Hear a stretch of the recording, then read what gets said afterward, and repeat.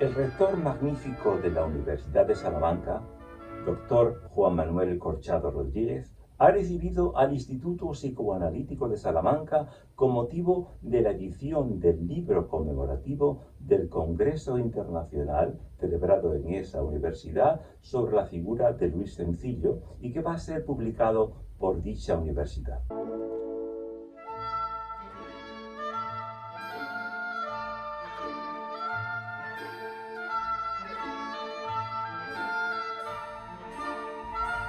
Los sueños son un fenómeno psíquico además de fisiológico, con una base bioquímica. Y lo representativo de ellos puede ser estudiado y así poder ser interpretado. Los sueños no están condicionados por la conciencia. Es lógico que se sueñe porque el sueño es la emergencia sin control consciente de los contenidos emocionales, pulsionales, incluso informáticos que tenemos en el fondo de nuestra psique. Y todo eso tiene que emerger. Al cesar el control consciente, se liberan esos contenidos inconscientes que pueden ser imaginativos, pulsionales, experiencias del inconsciente radical, que es el más profundo que el de Freud. Eso Freud no lo vio. El primer estrato del inconsciente está en contacto directo con la realidad inmediatamente y sin mediación ninguna de los sentidos ni de los conceptos. Y eso apenas llega a la conciencia, pero a veces sale en forma de sueños premonitorios. El inconsciente radical fue muy estudiado por el profesor Luis Sencillo Ramírez. Además, existen pruebas, de hecho, de que el material onírico se nutre de datos reales, pero extrasensoriales, extraespaciales, incluso extratemporalmente percibidos en nuestro inconsciente, en el inconsciente radical. Curiosamente, Albert, psicoanalista austriaco, y Miras Bosch suponen que cuando se sueña con algún lugar o hecho consumado, que posteriormente muchas veces se verifica como real, y es que de alguna manera se percibió sin advertirlo, pero lo percibido fue registrado por la memoria inconsciente. Pero existen otros casos en que esta explicación resulta imposible. Carl Gustav Jung y otros autores cuentan casos de personas muy diferenciadas en su inteligencia, científicos y escritores, además del mismo Jung, que soñaron con ciudades, lugares y dentro de esas ciudades situaciones desconocidas cuando las soñaron, que posteriormente encontraron y se encontraron en ellas realmente tal como las había soñado, hasta en los mismos detalles, lo cual supone captar la realidad fuera de los sentidos, fuera del espacio y fuera del tiempo. El material inconscientemente adquirido y que se almacena y se combina en zonas inconscientes del psiquismo puede seguir 4 trayectorias distintas. No siempre produce desajustes ni patologías, a veces todo lo contrario. Puede quedar totalmente reprimido e inoperante, produciendo a lo sumo estados vagos e intensos de ansiedad, angustia, paranoia o nostalgia indefinible y represiva, o canalizarse en favor de un incremento de la conciencia, del sentido práctico, del trato social o de la lucidez de algunos momentos, de acuerdo con la estructura de la personalidad y la instalación existencial y características del sujeto. O ser canalizado también más completamente incrementando la capacidad consciente, intuitiva, intelectual y creativa del sujeto, y ello con un doble modo: inspiración original y detectora de nuevos contenidos y posibilidades de expresión, o una organización de una obra artística o literaria, o una originalidad estilística, o un acabado, o una capacidad de expresar y producir conmociones estéticas en el público. Este sería el caso sobre todo de Don Quijote o de García Lorca.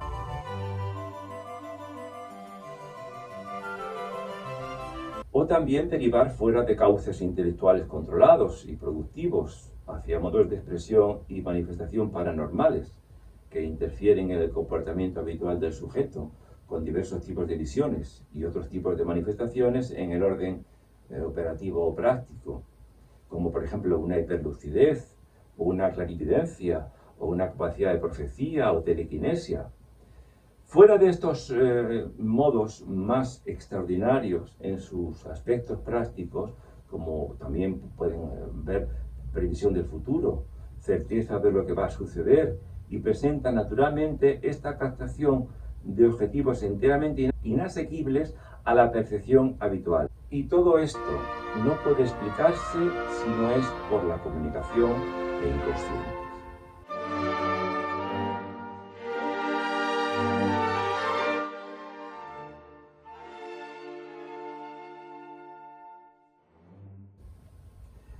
Entre las funciones de los sueños está también la ampliación del campo más allá de las barreras y de las presiones conscientes y una visión de la otra cara de sí mismo. También tienen una función realizativa de deseos, liberación simbólica de impulsos o autoelaboración de la propia mismidad.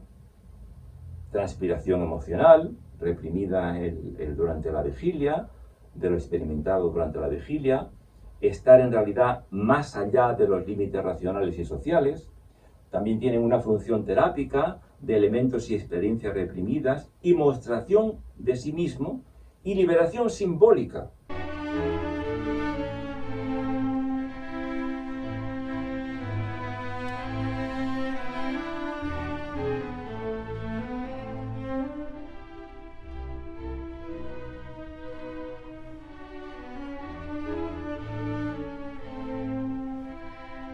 Y entendemos por símbolo cualquier percepción real o imaginaria, por ejemplo, una bandera o un escudo de armas o un producto subjetivo de la fantasía de un artista o de un poeta que asocia dos o más significados y al asociarlos presenta un cambio de plano que supera la mera objetividad.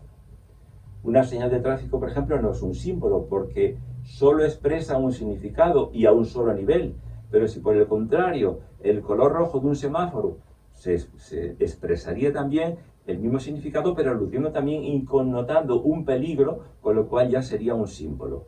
Al mismo tiempo estaría connotando sangre y un posible accidente, y ya no sería una señal de tráfico, sino un símbolo. Por lo tanto, si se sueña con una escena de un accidente, el onirema será premonitorio, pero no simbólico.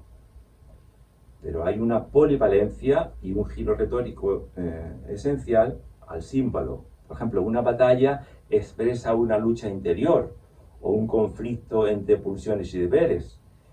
El onirema es la unidad mínima y elemental de significación onírica, igual que el semantema, mitologema o teologema, o el desema.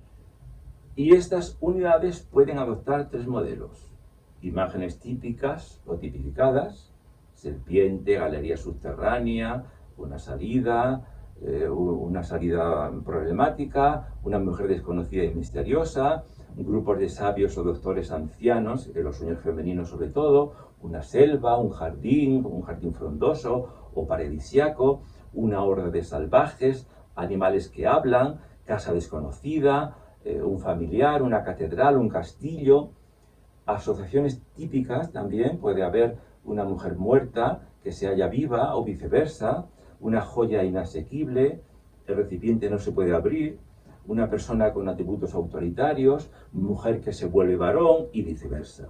O también estructuras de situación, por ejemplo, caída en el vacío, huida del perseguidor, inmovilidad al querer correr, elección perpleja, examen cuyo tema se olvida, vagar por lugares desconocidos e inquietantes, volar, ser espectador de algo, verse soñar o dormir dentro del sueño, reflexionar acerca de lo que está pasando, que es solo un sueño. Eso dice Freud, que realmente es un motivo muy llamativo de que realmente estamos soñando algo muy importante.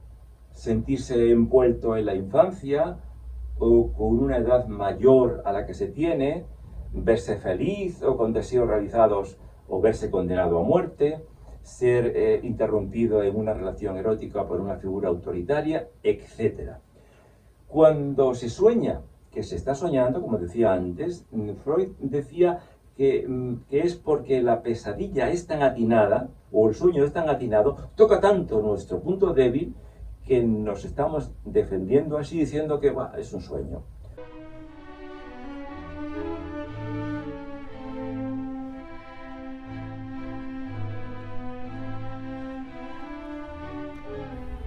Los sueños no los recordamos siempre y se nos olvidan porque no son especies imaginarias sacadas de la realidad, sino que pertenecen a otra dimensión. Y si no está el imaginario, la imaginación, bien entrenada a hacer de soporte de estas imágenes, se escurren y se olvidan porque no son la imaginación normal, habitual o diaria o cotidiana, sino que es una cosa especial en otra dimensión. La experiencia diurna, según sea la situación en la que se sueña, se repite con distinto significado en cada soñante. Los sueños nunca mienten. Son los intérpretes quienes se pueden equivocar.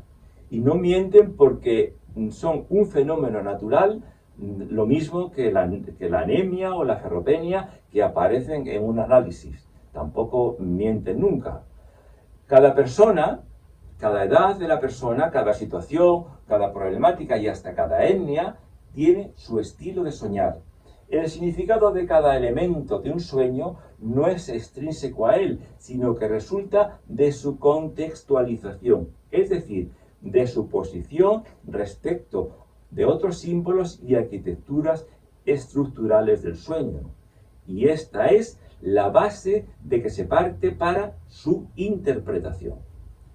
Los sueños no son nunca una curiosidad, sino una fuente de información y un complemento de consultas y de terapias y hasta un asesoramiento acerca de posibilidades reales de actuar.